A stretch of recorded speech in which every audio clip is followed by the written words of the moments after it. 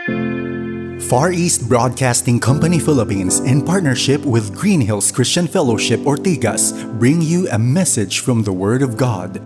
Together, let us know Christ and make Him known.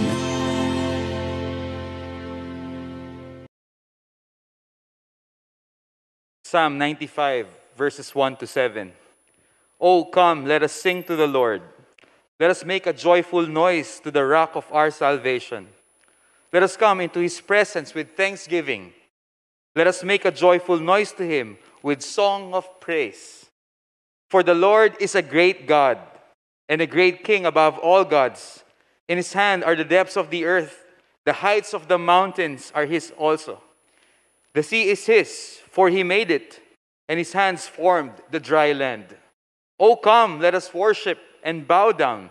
Let us kneel before the Lord our Maker.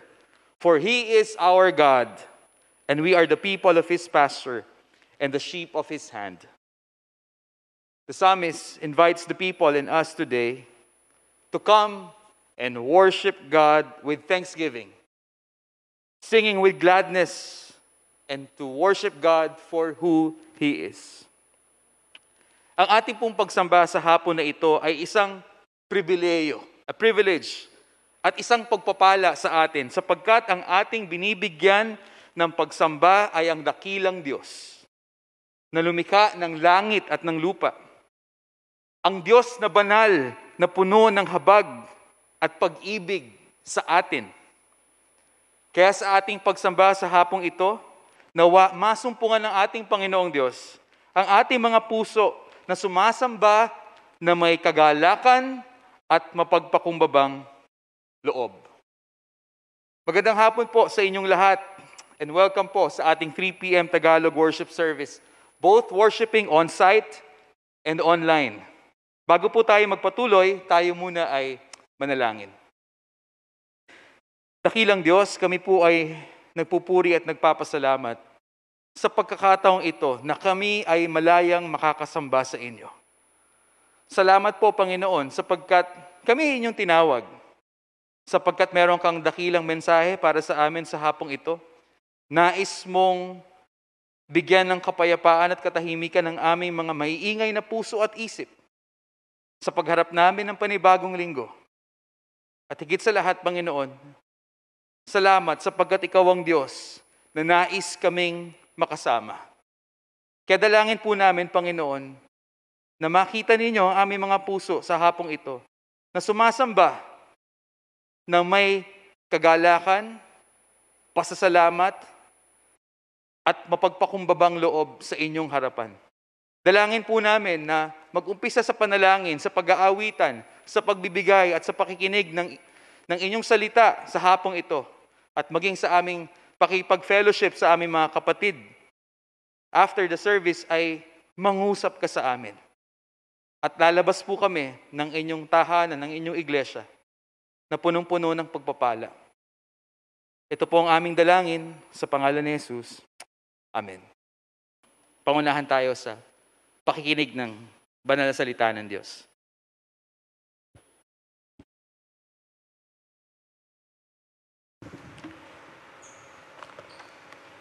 Magandang hapon po sa inyong lahat. Buksan po ninyo ang inyong mga Biblia sa Ephesians, sa chapter 6, at sa verse 4.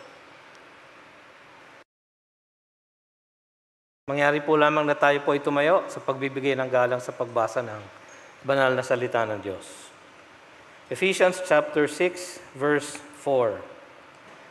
Fathers, do not provoke your children to anger, but bring them up in the discipline and instruction of the Lord.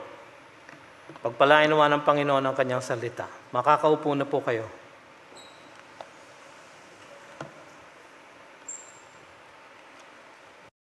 Ang serye po natin ay sa aklat ng Ephesians. Nagumpisa po tayo, medyo matagal na pong panahon nakalilipas. Kaya maganda po sigurong balikan ng konti kung ano na napag-aralan natin.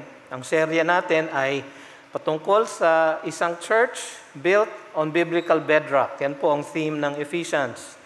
At ang title po ng mensahe natin ngayong hapong ito ay Ang Kagandahan ng Pagpapasakop sa Tahanan ng Makadiyos.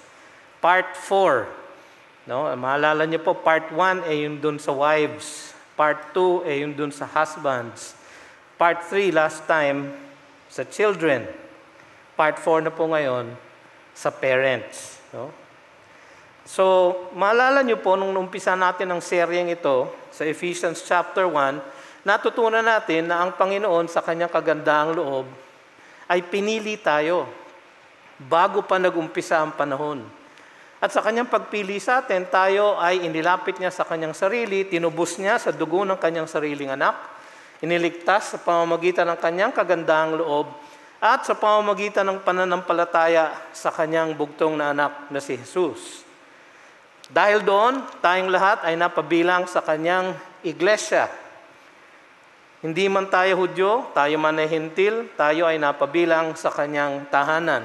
Kung saan tayo ay tinataguyod niya para lahat tayo ay maging ganap at hustong gulang sa ating Panginoong Jesus. Sa chapter 4 po, nag-umpisa tayo doon sa practical portion ng Ephesians. Pagkatapos ng napakagandang doktrina na yan, napakagandang katotohanan, na ang Panginoon ang gumawa ng paraan upang tayo ay maligtas. Natutunan natin na tayo ay patay sa ating mga kasalanan at kung hindi niya tayo binuhay na maguli, ay hindi tayo maaaring maligtas. Napakagandang katotohanan. At dahil nga sa mataas na pagtawag na yan ng Panginoon, ang sabi sa chapter 4 verse 1, walk in a manner worthy of the calling to which you have been called. Dapat tayong mamuhay ayon sa isang mataas na pagtawag na ating tinanggap mula sa ating Panginoon. Pagdating natin sa chapter 5, ang tagubilin sa atin, walk in love. Verse 2. Verse 8, walk as children of light. Verse 15, walk not as unwise, but as wise. Tapos in-highlight nga po natin yung ating verse 18, be filled with the Holy Spirit. Be filled with the Spirit. Kailangan tayo magpasakop sa Espiritu ng Diyos, magpasailalim sa salita ng Diyos at sa kanyang kautusan at kalooban. Kaya nga, dahil doon, nagkaroon ng bunga ito sa ating buhay, at ang bunga ito, isa sa mga bunga na ito, is submitting to one another out of reverence for Christ. Diyan po natin nakuha yung tema nung mga sumusunod na section na ating pinag-aralan, kasama na rin yung ating mensahe sa hapong ito. Doon sa huling mensahe natin, sa serye na ito, pinag-aralan natin ang kagandahan ng pagpapasakop sa tahanan ng makadiyos sa pamamagitan ng pagsunod ng mga anak sa kanilang mga magulang at sa kanilang pagbibigay parangal sa kanila. So, obey and honor your parents. Yan po ang tagubilin sa mga children. Sa Ephesians 6, 1-3, yun po ang ating napag-aralan last time. Children, obey your parents in the Lord, for this is right. Honor your father and mother. This is the first commandment with the promise that it may go well with you and that you may live long in the land.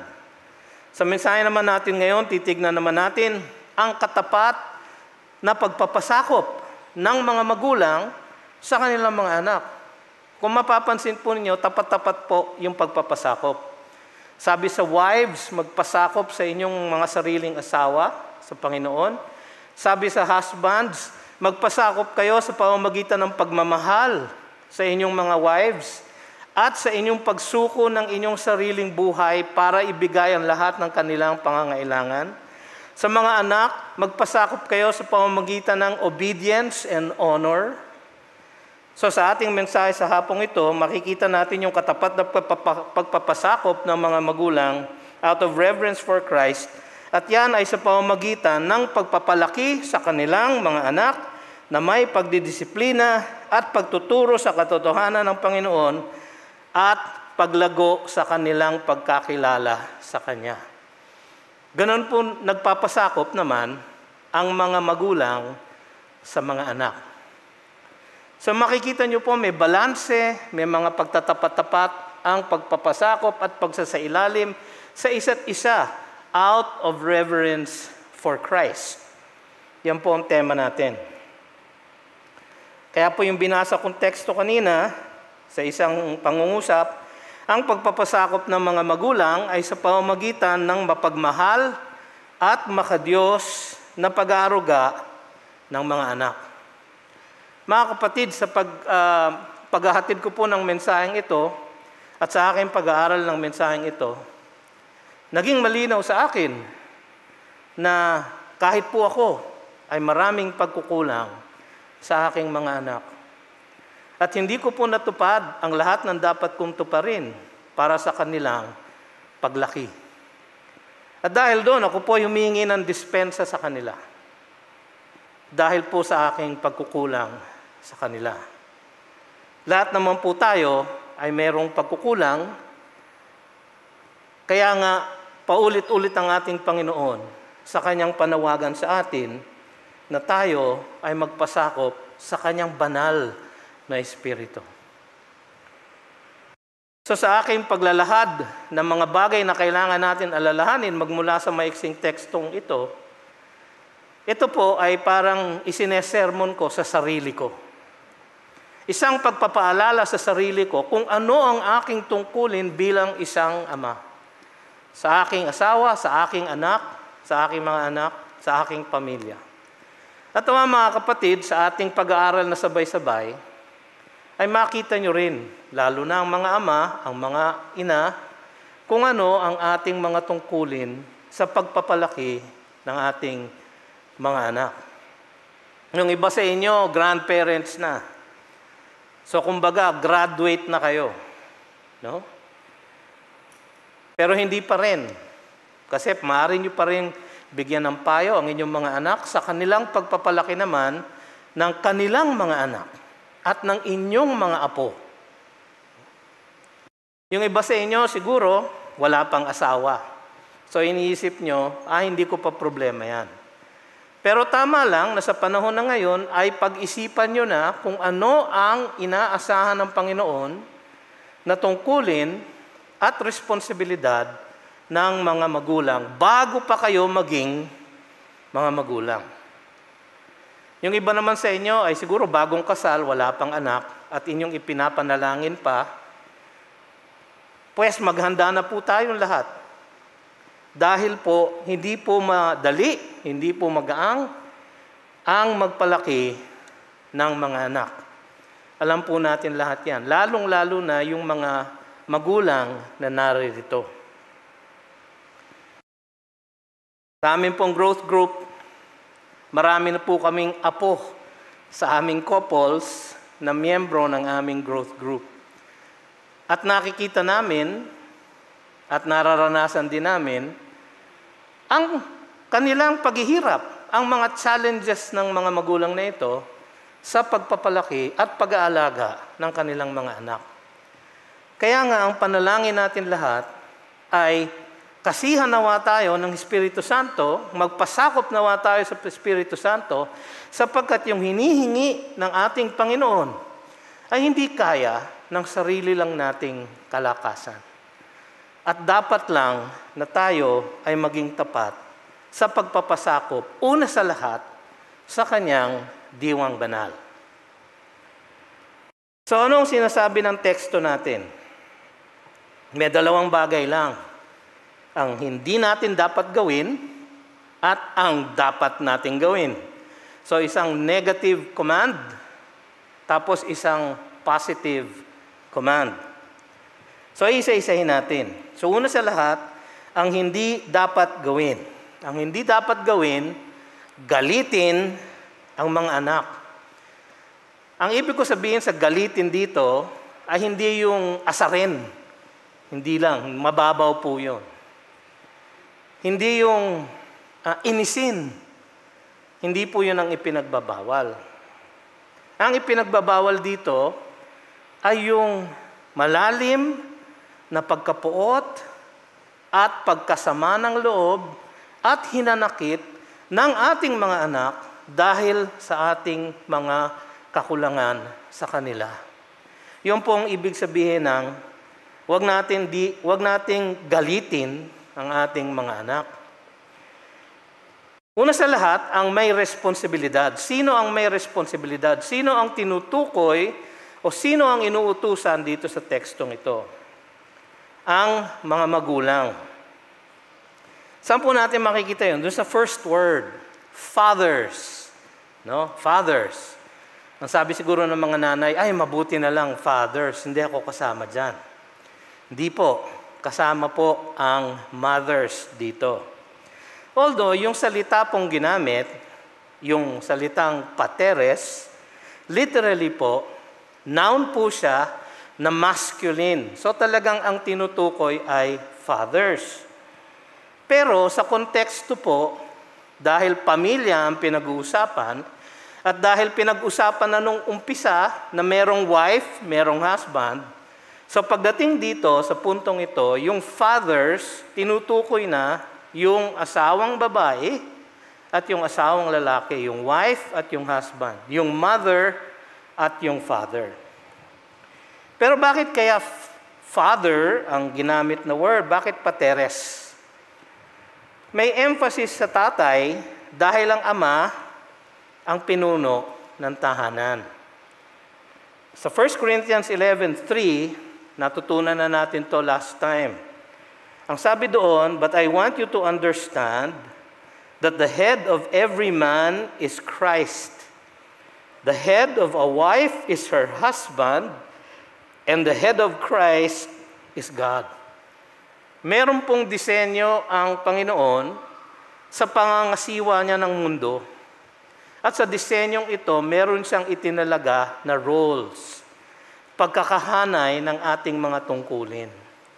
Hindi po ito nagsasuggest kung sino ang pinakamagaling o ang pinaka-valuable, kundi kung ano lang ang pagkakaiba ng ating mga responsibilidad sa kanyang kaayusan. So, alam natin na ang tatay, ang father, ang pinuno ng tahanan, datapwat, ang tinukoy dito, first of all, siguro, ay fathers. Maaari din po, dahil ang konteksto noon, dahil ng panahon na yon ay nasa ilalim ng pamumuno ng Roman Empire, ang mga sinusulatan na churches, lalo na ang Ephesian Church. At dahil nga sila ay sa ilalim sa Roman law, meron pong prinsipyo o social norm ang Roman Empire noon. Ang tawag nila patria potesta. Nasa batas nila ito. Nasa Pax Romana ito. Patria potesta. Ano ang ibig sabihin nun? Yung absolute na kapangyarihan ng ama sa kanyang pamilya. Absolute. May mga kwento pa nga na pag may bagong silang na anak, yung anak ay inahahain sa harap ng ama. At kung hindi niya magustuhan, pwede niyang ipamigay o ipapatay. Ganun po ka-absolute ang power ng ama sa ilalim ng Roman Empire. Kaya po, siguro in-address ito ni Pablo sa fathers. Sapagkat sa kanilang kultura noon at sa kanilang konteksto, ang talagang namumuno at may poder sa pamilya ay yung tatay. Pero yung pagkakasabi po niya dito na fathers, no? Katulad ng wives to your own husbands, husbands love your wives, no? Children obey your parents. Yung pong tinutukoy dito ay yung parents at yung kanilang tungkulin sa kanilang mga anak. So, ang may responsibilidad na tinutukoy dito ni Pablo ay ang parents, mga magulang. Ang parenting po kasi ay hindi maaring ipasa sa eskwela, sa mga teacher sa eskwela, o sa iglesia, sa Sunday school teacher, sa youth pastor, o sa Y group leader. Ang parenting po ay responsibilidad ng parents doon sa pamilyang yon. At hindi nila pwedeng isuko ang kanilang responsibilidad sa eskwelahan o sa iglesia. Kailangan po natin angkinin ang responsibilidad ng pagiging mga magulang sa ating pamilya. Huwag natin ipasa. Huwag nating iasa sa iba. Kung minsan kasi kumbinyente na papapasukin ko na lang sa eskwela at magbabayad ako ng tuition para doon maturuan sila ng mabuting asal. O di kaya, sa ating mga ebangheliko, madalas, idideposito ko na lang sila sa church pagka may youth activity o Sunday school at aasahan ko na yung Sunday school teacher o yung youth pastor ang magdi-disciple sa kanila. Mali po. Ang may responsibilidad po, ayon sa ating teksto, ay fathers, parents, to your own families, sa konteksto na ating binabasa. So tayo po ang may responsibilidad. Hindi natin pwedeng ipasa sa iba, sa gobyerno o sa eskwelahan o sa iglesia.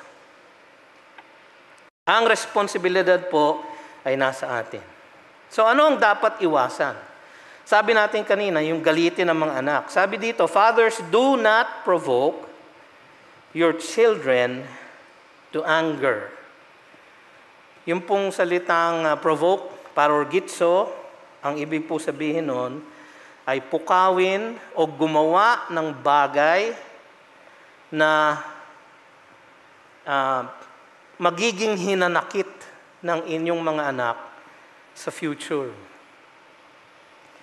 Pukawin sila, gumawa ng mga bagay, or hindi gumawa ng kahit na ano, hanggang sumama ang kanilang loob sa inyo, sa kanilang paglaki, at magkaroon ng malalim na hinanakit, resentment. Yung pong ibig sabihin nung provoke them to anger. Do not provoke them to anger. Huwag kayong gagawa ng kahit na ano, na sa haba ng panahon ng inyong pagpapalaki sa kanila ay magkakaroon sila ng sama ng loob sa inyo. So hindi lang ito yung panandaliang inis o galit, no? Kung hindi yung malawakan, matagalang panahon na hinanakit sa mga magulang. Do not provoke your children to anger. Paano ba nagagawa yun? Ano ba ang kailangan nating gawin o kailangan hindi nating gawin? No? So naglista ako ng ilan. Sa aking pagbabasa ng mga libro tungkol sa parenting, ito po ang ilang mga bagay na aking nakalap. Number 1, overprotection or overindulgence. Yung pagpapalaki sa layaw. Meron pong awit nung ako'y bata pa na laki sa layaw, Jeff Rocks. No? Si Mike Hanupol yata po ang kumanta noon. Hindi ko alam kung buhay pa siya. Pero matanda na po siya kung buhay pa rin siya. Yung pong laki sa layaw, nagiging Jeff Rocks. Nagiging wild. Pagpapalaki sa layaw. Pag-spoil. Yun po ang isang magandang word. Yung pagbibigay ng lahat ng kanilang ninanasa. Yung overindulgence sa ating mga anak. Madali itong gawin. Maraming magulang ginagawa ito. Ako, ginagawa ko ito. Siguro ito ang isang sakit ko. Dahil tayo, mga magulang, gusto natin na ibigay ang lahat nang hindi siguro natin naranasan nung tayo mga bata. Kaya parang natural na spoil sila. O, mas malala, overprotection. Yung talagang wag lang madapuan ng langaw. No? Talagang overprotected yung mga bata, sheltered, na hindi natin pinababayaan na masaktan, madapa, magalusan, magkamali sa kanilang mga desisyon. Pagka ganun po, actually, we are provoking them to anger. Ang isa pa, neglect o labis na kapabayaan. Ito naman yung baliktad nun, nung spoiling. Yung neglect o labis na kapabayaan ay yung hindi pagpansin sa kanila. Ito, magbibitaw ako ng pera sa nanay nyo, siya na ang bahala sa lahat ng kailangan nyo. Neglect. Hindi pagbibigay ng oras sa mga anak. Hindi pag-attend ng kanilang mga special events. Hindi pakikialam sa kanilang pag-aaral. Minsan po, yung pakikialam sa pag-aaral, masama ang resulta. Ako po, nung minsan, tinuruan ko po si Jamie ng math. Hindi po ako kagalingan sa math. Dahil po sa tinuro ko sa kanyang technique. Nag-exam po siya. Tama po lahat ng sagot. Tama. Pero ang score niya, 0. Kasi walang solution. Tinuruan ko ng shortcut. Hindi pala yun yung lesson nila. Kaya magmula noon, hindi na po siya nagpaturo ng math sa akin. So, piliin din nyo kung anong klaseng pagpapansin ang inyong gagawin. Sobrang pagdidisiplina ay isa pa. O pagiging labis na malupit. Yung pagka nagkamali ng konti, palo. Nagkamali ng konti, kurot. Yung labis na malupit, hindi sapat doon sa nagawa niyang kasalanan, yung parusa. Palaging mas grabe yung parusa doon sa kasalanan. No? Naalala ko po, no, ako po'y bata. 3 po kasi kaming lalaki na sunod-sunod. Siyempre, lahat kami magulo. Ang rule po ng tatay ko, pagka ang isa sa amin, nagkamali, nagkasala, lahat kaming 3, palo. Kasi, ang kasalanan ng dalawa, hindi sinuway yung magulong kapatid. Yung aming pinakabatang lalaking kapatid, siya po ang pinakamagulo sa amin. Palagi siyang may nababasag, palagi siyang merong nasusunog. No? Kaya kaming dalawang mas matanda, palagi kaming napapalo. Ang feeling namin parang unfair. Pero nung sa aming paglaki, parang naisip namin, oo nga naman. Kasi hindi natin binantayan yung ating kapatid. Natuto kami na all for one, one for all. Ang hirap, nung medyo nakakatanda na kami, nagtataki pa na kami ng kasalanan para hindi mapalo.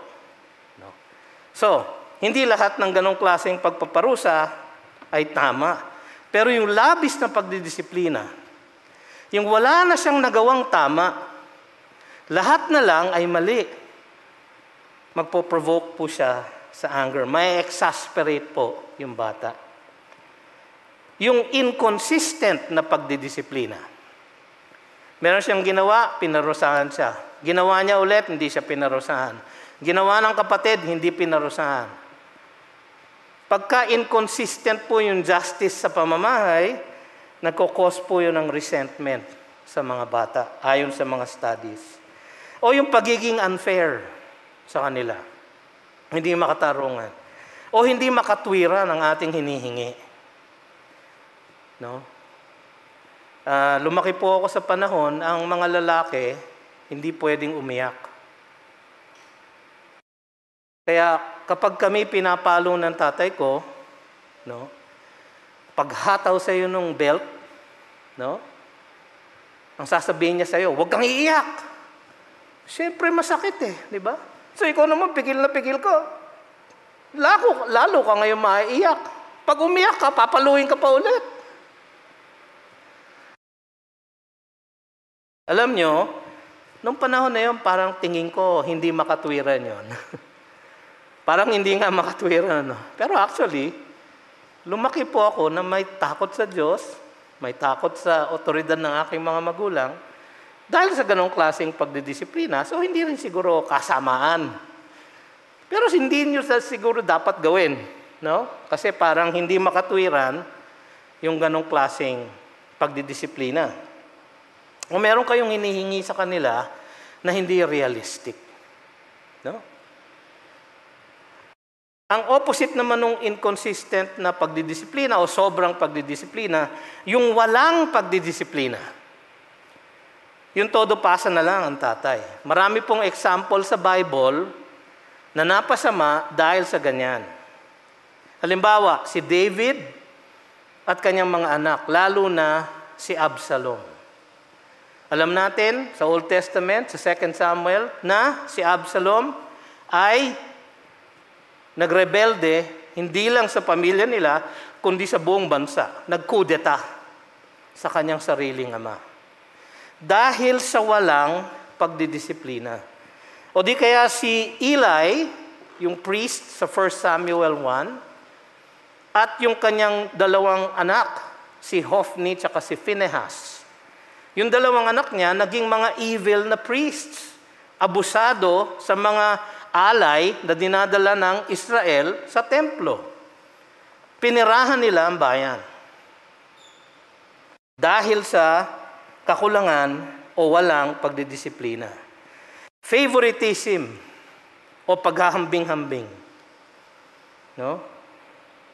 Madali pong magkaroon ng favorite sa mga anak. Di po ba? Madali pong magkaroon ng favorite. Pero nakita naman natin ang masamang resulta ng favoritism. Halimbawa, si Isaac at si Rebecca, may favoritism sila kay Jacob at kay Esau. So dahil doon, nagkaroon ng hidwaan, nagkaroon ng pagbubulaan sa pamilya, nahiwalay si Jacob ng matagal na panahon.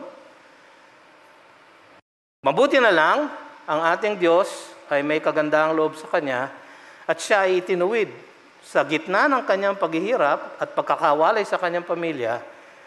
Doon napalakas ng Panginoon ang kanyang pananampalataya sa Diyos. O si Joseph at ang kanyang mga kapatid, dahil naging favorite siya ni Jacob, na naging favorite ni Rebecca, nakita nyo na, generational siya. Pasa-pasa lang no?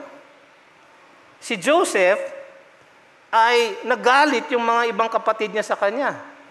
Nagayon na lamang ang kanilang galit sa kanya na talagang pinagtangkaan siyang patayin. Kung di lang sila inawat ni Reuben, ay papatayin talaga si Joseph. At siya ibinenta para maging isang alipin sa Ehipto. Pero siyempre, alam na natin ang kamay ng Panginoon ay gumalaw sa kanyang buhay at siya ang naging tagapagligtas ng pamilya nila, ni Jacob. So favoritism can provoke your children to anger. Hindi pagtupad sa mga pangako. Yung, dadala ko anak, pupunta ako sa game mo, manonood ako ng art exhibit mo, mapupunta ako sa play mo, mag-a-attend ako ng graduation mo, tas hindi sisipot. O hahabol ako sa birthday mo, tapos hindi pupunta. Yung hindi pagtupad sa mga pangako, o hindi pagbibigay ng panahon sa kanila. Naku, busy ako anak, hindi ako makaka-attend ng graduation mo, hindi ako makaka-attend ng event mo, hindi ako makaka-attend ng ganyan, hindi ako makaka-attend ng ganito. Ibabaptize ako sa linggo. Tay, ay, pasensya ka na, may trabaho ako. Sa linggo, meron trabaho pa rin. Hindi pagbibigay ng panahon. Nakaka-exasperate po ng mga anak. Ito pa isa. Yung tinutulak nyo sila na mag-achieve ng mga bagay na unrealistic. Gusto ko lahat ng grade mo A. Pag nagkaroon ka ng B, makikita mo. Ganon, di ba? Hindi makatwiran, hindi realistic. No? Sabagay, ang ibang bata talaga, ang lahat ng grade nila, A. Pero hindi lahat ganon. At kuminsan, yung mga magulang, dahil yun ang frustration nila, ipinapasa sa mga anak.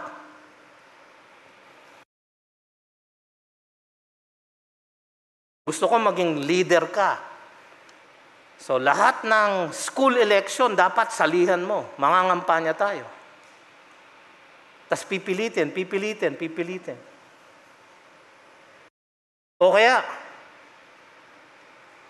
gusto kong maging pastor ka. Pastor ang lolo mo, pastor ako, ikaw, magiging pastor ka din. Sounds family po. Kasi ganyan po sa amin. Ang lolo ko po, pastor ng Yemelip. Ang tatay ko po, pastor ng Yemelip. Kaya ako, hinihanda nila ako maging pastor ng Yemelip. Pero, hindi po ako doon naging pastor. Naging pastor din po, pero medyo mahabang kwento. No? Pero kung minsan, yun ang inaasahan. Halimbawa ng isang church sa mga anak ng pastor. Ay, anak ng pastor yan, dapat magaling ka sa Bible. Pag wala nang nakakaalam ng tanong sa Sunday school, ay tanungin natin si Jamie, ang tatay niya, pastor. Unrealistic po yung expectation. Nakaka-provoke po yun ng exasperation sa bata. Discouragement o labis na pagpuna.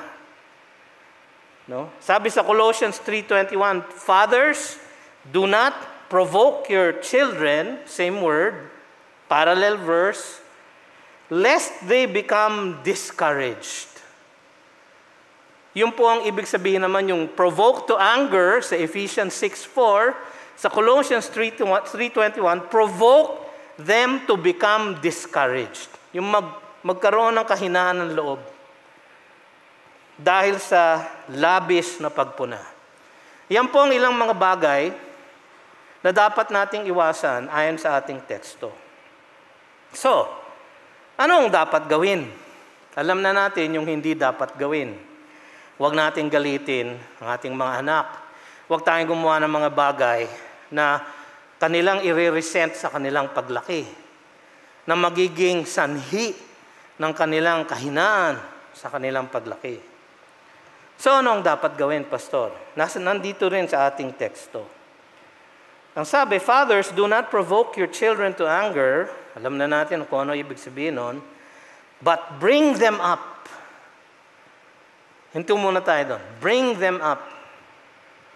Ang salita pong ginamit doon, ektrepo, ay pareho ng salita sa Ephesians 5:29. Ano ba yung Ephesians 5:29?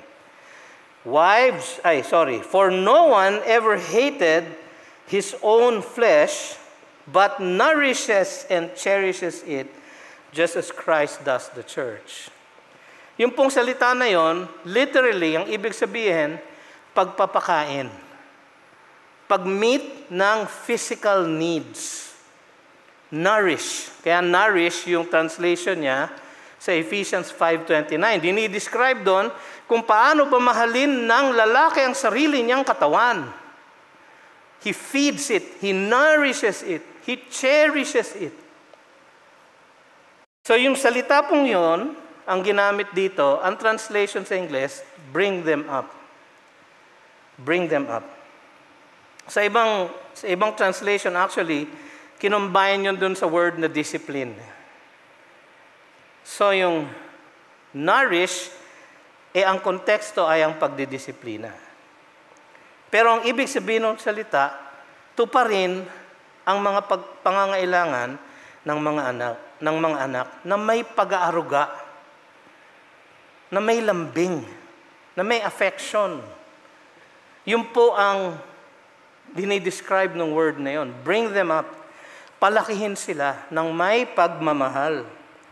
Pagbibigay ng lahat ng kanilang pangangailangan para sila ay lumaki ng tama. Katulad ng ginawa ni Mary at ni Joseph kay Jesus. Sa Luke chapter 2, verses 51 to 52, mababasa natin. Pagkatapos nung episode na nawala siya sa templo, naalala niyo yun? Tapos biglang nahanap siya at papauwi na sila. So ito, siya ang Panginoong Diyos, ha? Siya ang ating Panginoon, ang lumalang ng langit at lupa. Tingnan niyo yung Luke 2:51. And he went down with them, si Joseph and Mary. He, Jesus, went down with them, Joseph and Mary, parents niya, and came to Nazareth and was submissive to them. Sumunod siya sa kanila, binigyan niya ng dangal ang kanyang mga magulang. And his mother treasured up all these things in her heart. Tapos sa verse 52, anong resulta nun? Nung mapagmahal na pangangalaga ni Mary at ni Joseph. And Jesus increased in wisdom and in stature and in favor with God and man. Tamang pagpapalaki. Balansyadong pagpapalaki. Increased in wisdom, sa karunungan. And in stature, sa kanyang pangangatawan. And in favor with God, sa kanyang relationship sa Diyos. Bagaman siya ay anak ng Diyos. And in favor with man, yung kanyang social skills. So intellectual, physical, spiritual, social. Yung lahat ng pagpapalaki na yon ang kasama doon sa word na bring them up. Ibigay ang kinakailangan sa kanila. Mapagmahal na pagpapalaki. Pagiging affectionate. Sa amin pong pamamahay, naging ugali na namin na araw-araw, sasabihan namin ang isa't isa na I love you Dad, I love you Ma. Naging kaugalian namin yun. May mga pamilya, may mga parents na hindi sinasabi yon sa kanilang asawa at lalo naman sa kanilang mga anak. Ang mga anak, ang laging hinahanap ay ang approval ng kanilang parents. Lalo na ang affection ng kanilang parents. Kaya napakahalaga po yung nourishing them. Na may pag-aaruga, may pagmamahal, may paglalambing, may affection. Sa pagbibigay ng lahat ng kanilang pangangailangan. Intellectual, physical, spiritual, social. Pagbibigay sa kanila ng sapat na panahon at pansin. Paghingi ng dispensa sa kanila kapag tayo'y nagkakamali. Ito ang pinakamahirap sigurong gawain ng isang magulang. Yung nagkamali ka ng parusa, mali. Hindi makatwiran, hindi makatarungan. Tas hihingi ka ng dispensa sa kanila. O meron kang nagawang pagkakamali sa iyong buhay na malaking kahihiyan para sa kanila. Tas hihingi ka ng dispensa sa kanila. Napakahirap gawin. Pero dapat nating gawin. Kasama yan ng mapagmahal na pagpapalaki sa ating mga anak. So bring them up. Yun po ang command. Paano? Una, sa mapagmahal na pagdidisiplina. Ang sabi ng teksto, bring them up in the discipline of the Lord. Yun po yung last words. Bring them up in the discipline of the Lord. Ang salita doon sa discipline ay paidia. Literally po, ang ibig sabihin ay ang pagtuturo o ang pagtetrain sa mga batang lumalaki. Literally po yun ang ibig sabihin. So, mapag-aruga, mapagmahal na pagdidisiplina. Ang pagdidisiplina, mga magulang at kapatid, ay tanda ng tunay na pagmamahal ayon sa Biblia. Nabasa natin ito sa Hebrews 12, verses 5 and 6. Ang sabi doon, and have you forgotten the exhortation that addresses you as sons? My son, do not regard lightly the discipline of the Lord, nor be weary when reproved by him. For the Lord disciplines the one he loves and chastises every son whom he receives. Ang pagdidisiplina ay tanda ng tunay na pagmamahal. Kinuha ng may akda ng Hebreo yon sa Proverbs chapter 3 verses 11 and 12. My son, do not despise the Lord's discipline or be weary of his reproof, for the Lord reproves him whom he loves, as a father the son in whom he delights.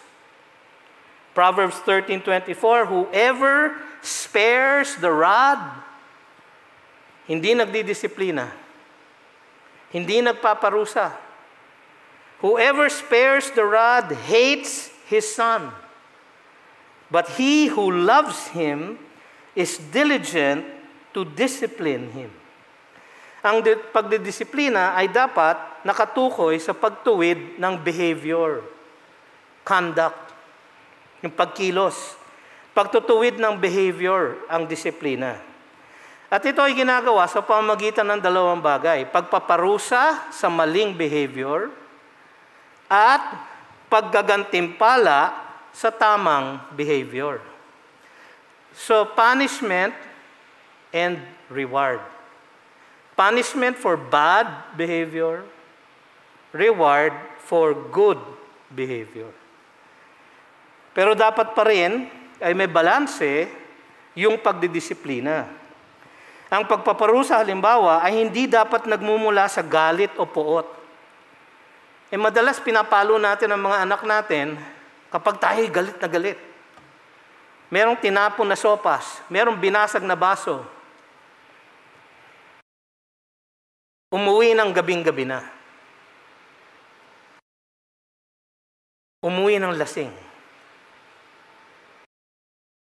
Kaya ako po na-enumerate yun dahil yung po madalas ang aking infraction sa aking tatay. No? Yung uli po, yung umuwi ako ng lasing, gumagapang po ako sa kalasingan, at sa aking paggapang, ang nakapako po ay yung kanyang tsinelas. At yung paa niya nandoon. So pinulot po ako ng tatay ko at binigwasan. No? Nagising po ako, kinabukasan na. No? Pero malamang, puyat na puyat ang tatay ko, galit na galit siya. Kaya gayon na lamang ang kanyang pagpaparusa. Pero the next day naman, ay kinausap niya ako, at itinuwid. Bakit daw niya ginawa yun? Kasi ganito, ganyan, ganyan. So bumawi. No? Pero madalas, tempted tayong magparusa kapag tayo ay galit. Merong nag-advise sa akin no, na kailangan bumilang ng 1 to 100. Pag merong ginawa yung bata, lalo na pag maliit pa, o medyo nakakaunawa na, no, siguro yun po ang edad na tamang pagpaparusa kapag nakakaunawa na. No? Pag may ginawang mali at kayo biglang nagbugso ang galit, kailangan bumilang ng 1 to 100 para maghunos dili. At saka gawan ng pagpaparusa. Pangalawa, ang paggagantimpala ay dapat makatwiran at hindi labis-labis. No? Ito po, kahinaan ko po ito. No? Kung magantimpala po ako masyado, sobra. Kaya kung minsan, parang baliwala na sa kanila, yung susunod na gantimpala. No? O kaya, nagiging bribe yung paggagantimpala for good behavior. Mali din po yun. Kaya, kailangan talaga may balanse. Tsaka, ang hirap po talaga timplahin. Kaya kailangan ng panalangin. No? So, bring them up sa mapagmahal na pagdidisiplina. Pangalawa at huli, sa makadiyos na pagtuturo. Ang sabi sa ating teksto, bring them up in the discipline and instruction of the Lord. Of the Lord. No? Malinaw yun. Yung salita po for instruction ay nouthesia. Yun po ang root word na ginagamit natin sa counseling natin dito. Nouthetic counseling. Ang ibig sabihin nun, an encouragement, a word of encouragement or rebuke which leads to correct behavior. Isang pagpuna, isang pagtutuwid sa pamamagitan ng pagbigay ng katotohanan na magbabago, magtutuwid ng kanyang behavior. Isang pagbibigay ng katotohanan mula sa salita ng Diyos na itutuwid ang kanyang kaisipan, ang kanyang belief, para sa pagbabago ng kanyang belief, mabago ang kanyang behavior. Yun po ang ibig sabihin nun. Nouthesia, instruction in the Lord. Pagtuturo ng salita ng Diyos na nagre-resulta sa wastong pag-uugali. Sabi sa Psalm 119, verses 9 to 16. Pakinggan niyo po ito. How can a young man keep his way pure? By guarding it according to your word. With my whole heart I seek you, let me not wander from your commandments. I have stored up your word in my heart that I might not sin against you. Blessed are you, O Lord, teach me your statutes. With my lips I declare all the rules of your mouth.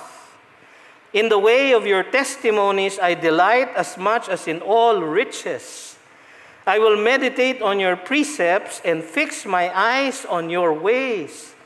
I will delight in your statutes. I will not forget your word. Yung pang objective natin sa pagtuturo ng salita ng Diyos sa ating mga anak. Ang sabi pa sa Psalm 119 verses 97 to 104, Oh, how I love your law! It is my meditation all the day. Your commandment makes me wiser than my enemies, for it is ever with me. I have more understanding than all my teachers, for your testimonies are my meditation. I understand more than the aged, for I keep your precepts. I hold back my feet from every evil way in order to keep your word. Yung pong objective ng instruction. I do not turn aside from your rules, for you have taught me. How sweet are your words to my taste, sweeter than honey to my mouth. Through your precepts I get understanding, therefore I hate every false way. Dahil sa tamang katotohanan, tamang pagtuturo mula sa salita ng Diyos, yung mga anak natin lalaki hating every false way. Yun po ang objective. Bring them up in the discipline and in the instruction of the Lord. Pagtuturo na pagtutuwid ng beliefs para yung behavior nila ay tama. Pagtuturo na nagmumula sa ating sariling pag-aaral ng salita ng Diyos. Alam nyo na, susunod yun, di ba? Yun ang responsibilidad natin bilang mga magulang. Kung tayo magtuturo ng salita ng Diyos sa ating mga anak, at hindi yan responsibilidad ng Sunday school teacher o ng youth pastor. Yan po ay responsibilidad ng mga ama, ng mga ina. Tayo mismo ay may sariling pag-aaral ng salita ng Diyos. Saan natin makikita yon? 1 Timothy chapter 4 verse 6. Si Pablo, ini-instruct niya si Timothy kung anong ipagbibilin sa Church of Ephesus para sila ay maituwid. Anong sabi niya? If you put these things before the brothers, yung tamang sound doctrine, yung tamang pagtuturo, you will be a good servant of Christ Jesus, being trained in the words of the faith and of the good doctrine that you have followed. Kaya siya maaring magturo sapagkat tinuruan niya ang kanyang sarili ng words of the faith and of the good doctrine. So kailangan nagmumula ang ating pagtuturo sa ating sariling pag-aaral ng salita ng Diyos. Hindi lang yun. Pagtuturo sa pamamagitan ng pagbibigay ng halimbawa. Ayun ang mas mahirap. 1 Timothy ulit, chapter 4 ulit, verses 11 to 12. Sabi pa rin ni Pablo kay Timothy, command and teach these things. Yung tamang doktrina, yung salita ng Diyos. Let no one despise you for your youth, but set the believers an example in speech, sa pananalita, in conduct, sa kanyang paggawa, in love, sa kanyang mapagsakripisyong pagmamahal, in faith, sa kanyang faithfulness sa Panginoon, in purity, sa kanyang magiging banal, sa kanyang pamumuhay. Set the believers an example. Alisin niyo po yung word na believers, palitan niyo ng word na children. Ganun po magturo. Ganun po ang notesia, instruction in the Lord. So bilang pagtatapos mga kapatid, ang ating mga anak ay hindi natin pag-aari. Sabi sa Psalm 127:3, "Behold, children are a heritage from the Lord. The fruit of the womb, a reward."